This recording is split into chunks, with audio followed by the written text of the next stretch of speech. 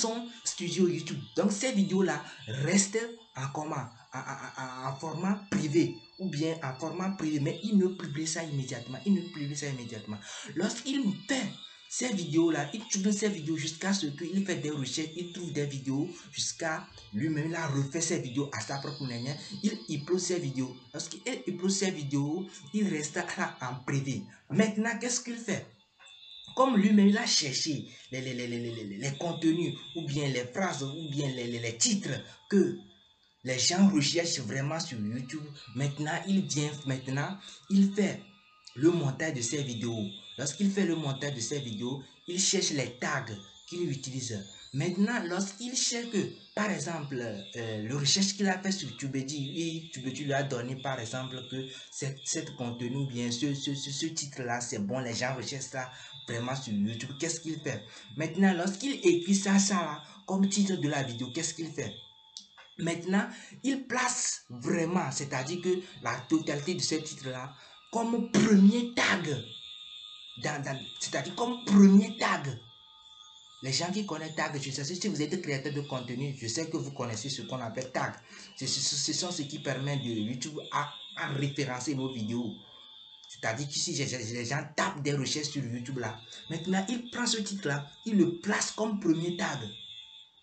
Dans son contenu, c'est-à-dire là où on place les tags, les gens qui créent des contenus, vous savez ce que je suis en train de dire. Il place ça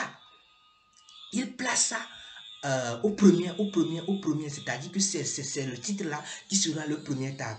Ensuite, lui-même va chercher d'autres titres, d'autres tags qui sont similaires à cela.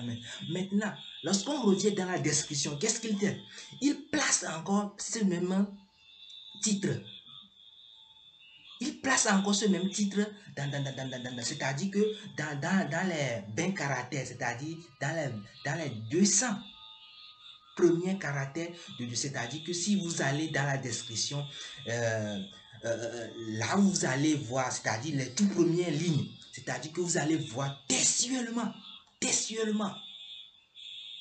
le titre qu'il a fait, vous allez voir ça textuellement là-bas. C'est-à-dire qu'il fait tout pour placer le titre là dans les 200 caractères de la description. Ça ne doit pas dépasser ça. C'est ce qui fait que lorsque les gens font du recette, son contenu est toujours positionné dans les 3 premiers de recherche, dans la barre de recherche. Ce qui fait que ces contenus se positionnent souvent dans les 3 premiers. C'est le secret là qu'il cache à nous, les débutants YouTubeurs, lorsque nous qui veut se lancer, ce sont ces bases-là qui sont à la base de son évolution, ce qui lui permet qu'il est capable de monétiser même les chaînes à une seule journée. Tu connais bien ce gars. Ce gars-là, il a la capacité de monétiser une chaîne même en une seule journée. Je vous jure, c'est un gars...